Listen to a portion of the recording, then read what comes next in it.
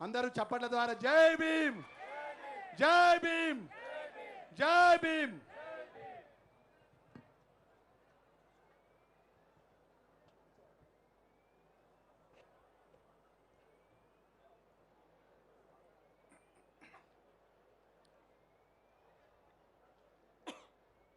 Doctor Babasaheb Ambedkar గారి జయంతి ఉత్సవాల సందర్భంగా రాష్ట్ర ప్రభుత్వం తరఫున మిత్రులు, సహచర మంత్రివర్గ సభ్యులు అడ్లూరి లక్ష్మణ్ గారు బాబాసాహెబ్ జన్మదిన కార్యక్రమాలను రాష్ట్ర ప్రభుత్వం తరఫున ఏర్పాటు చేసి ఈ కార్యక్రమానికి నాతో పాటు సోదరిమణి ధనసరి అనసూయ సీతక్క గారిని, హైదరాబాద్ ఇన్ఛార్జ్ మంత్రివర్యులు మిత్రులు పొన్నం ప్రభాకర్ గారిని, ఖైరతాబాద్ శాసనసభ్యులు మాజీ మంత్రివర్యులు మిత్రులు దానం నాగేందర్ గారిని, శాసనమండలి సభ్యులు అద్దంకి దయాకర్ గారిని, అదేవిధంగా శాసనసభ్యులు డాక్టర్ కవ్వంపల్లి సత్యనారాయణ గారిని, అదేవిధంగా తుంగతుర్తి శాసనసభ్యులు మందుల సామ్యల్ గారిని, జూబ్లీ హిల్స్ శాసనసభ్యులు నవీన్ యాదవ్ గారిని, అదేవిధంగా సికింద్రాబాద్ మాజీ పార్లమెంట్ సభ్యులు, అత్యంత సీనియర్ నాయకులు, జంట నగరాలలో మాజీ పార్లమెంట్ సభ్యులు అంజన్ కుమార్ యాదవ్ గారిని, కార్పొరేషన్ చైర్పర్సన్ మిత్రులు ప్రీతం గారిని, మెట్టు సాయి గారిని, ఇతర కార్పొరేషన్ చైర్మన్లు పెద్దలు మోత్కుపల్లి నరసింహులు గారిని, ఇతర అంబేద్కర్ గారి అభిమానులు ఈనాడు ఈ కార్యక్రమంలో పాల్గొని అంబేద్కర్ గారి జయంతి ఉత్సవాలను తెలంగాణ రాష్ట్రంలో అద్భుతంగా జరుపుకోవడానికి విచ్చేసిన మీ అందరికీ మనస్ఫూర్తిగా ధన్యవాదాలు, కృతజ్ఞతలు తెలియజేస్తున్న మిత్రులారా, ఒక దేశం ఒక యుద్ధంలో శాంతియుతంగా రక్తం చిందకుంటా యుద్ధాన్ని గెలవచ్చని మహాత్మా గాంధీ గారు నిరూపించారు. రవి అస్తమించని సామ్రాజ్యం ఉన్న బ్రిటిషర్స్ను శాంతి ద్వారానే, శాంతియుతమైన పోరాటం చేసి శాంతితోనే ఒక యుద్ధాన్ని గెలవచ్చు అని ప్రపంచ దేశాలకు చాటి చెప్పింది మహాత్మా గాంధీ గారైతే, ఆ గొప్ప దేశాన్ని అద్భుతంగా పరిపాలించవచ్చు, ప్రపంచ దేశాలకి ఆదర్శంగా అభివృద్ధి చెయ్యొచ్చు. ముఖ్యంగా దళితులు, గిరిజనులు, ఆదివాసీలు, బలహీన వర్గాలు, మైనారిటీలు, మహిళలకు సమానమైన అవకాశాలు ఇవ్వచ్చు.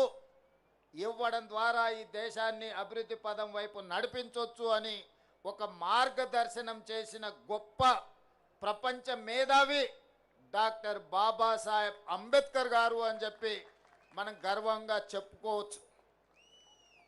దేశ స్వతంత్ర పోరాటంలో మహాత్మా గాంధీ గారి పాత్ర ఎంత ఉందో, స్వతంత్రం వచ్చిన భారతదేశం ఈనాడు బలమైన దేశంగా ఎదగడానికి కారణం డాక్టర్ బాబాసాహెబ్ అంబేద్కర్ గారు. ఈ దేశానికి రెండు కళ్ళు, ఒకరు మహాత్మా గాంధీ గారైతే రెండవది డాక్టర్ బాబాసాహెబ్ అంబేద్కర్. విషయం మన దేశమే కాదు, ప్రపంచమే గుర్తించింది. ఈరోజు ప్రపంచమే స్వాగతం పలుకుతుంది అంబేద్కర్ గారి విధానాన్ని, అంబేద్కర్ గారి యొక్క ఆలోచనను. డాక్టర్ బాబాసాహెబ్ అంబేద్కర్ గారు ఒకే ఒక్క మాట చెప్పారు, విద్య ఒక్కటే అన్ని సమస్యల నుంచి మిమ్మల్ని విముక్తి చేస్తుంది. విద్య ఒక్కటే మన జీవితంలో మార్పు తెస్తుంది. విద్య ఒక్కటే మన జీవితంలో వెలుగులను నింపుతుంది. విద్య ఒక్కటే సమాజంలో మనకు గుర్తింపు, గౌరవాన్ని, సముచితమైన స్థానాన్ని అందిస్తుందని చెప్పి డాక్టర్ బాబాసాహెబ్ అంబేద్కర్ గారు సంపూర్ణంగా విశ్వసించిండ్రు, నమ్మిండ్రు, వారు పాటించిండ్రు. ప్రపంచ దేశాలలో పేరెన్నికగన్న యూనివర్సిటీలలో చదువుకొని వచ్చిన డాక్టర్ బాబాసాహెబ్ అంబేద్కర్ ఆలోచన విధానమే ఈనాడు భారతదేశం యొక్క ఆలోచన.